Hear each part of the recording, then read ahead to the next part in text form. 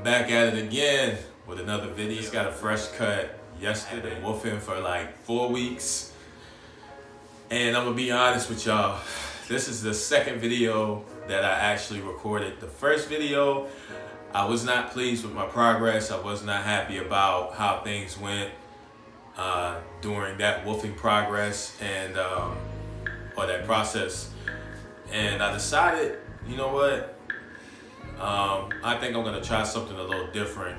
I actually was gonna scout, like I was gonna cut all of my hair off against the grain low and try to start all over, because what I'm doing now is I want to start a new wave pattern, because I just feel like the 540 swirl I was going for, it wasn't working for me. Even though my hair seemed to kind of grow in that direction, it didn't seem like it was right.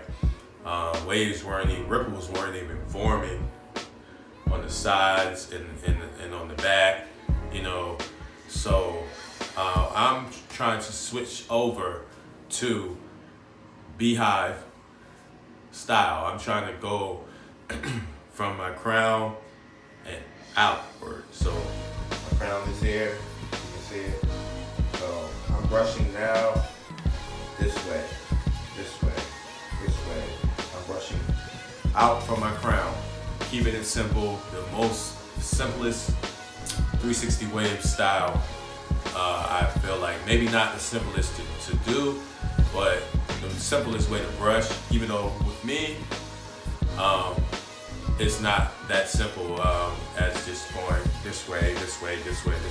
It's not as simple as brushing like that. And as I said in other tutorials in my past videos, you have to pay attention to how your hair grows. So with me, my hair grows like this, but it kind of comes down at an angle on my right side. So how I've been brushing is I've been brushing like this, bringing it down here, kind of at a slanted angle in the back, a little slanted, kind of like how I was, but not as exaggerated, because I was literally going this, like trying to bring it around. I'm not doing that anymore. I'm kind of going down, just at an angle, and bringing it down on the left side, bringing it down, bringing it down, bringing it down, going forward again towards the top, going forward on the top, and like I said, on this side, kind of still bringing it down, but straight, none of this bag, none of this swooping motion. I feel like that was causing my hair just to not, I don't know, it was laying it down, but it wasn't waving up.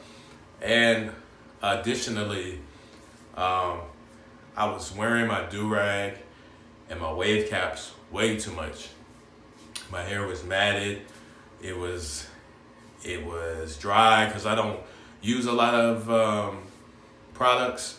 I have products, but I don't use them a lot, because you don't really need a whole lot of product in your hair. But I wasn't doing enough moisturizing. I wasn't doing enough conditioning, any of that. I gotta get some conditioner today, actually, when I go to the store tonight. Whenever I go to the store, I'm gonna get some conditioner, because I have to start working on my shower brushing. I have to start working on the wash and go method, or just the whole washing your hair, conditioning it, brushing it, ragging up, all that stuff. I gotta work on it.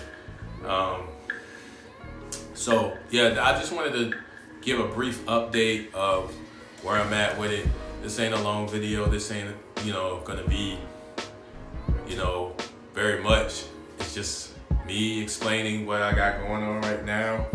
Y'all can see my waves on the top. Like I said, they be kind of almost like flawless, and then on the sides, it's gonna take some work. So right now I'm just working on that.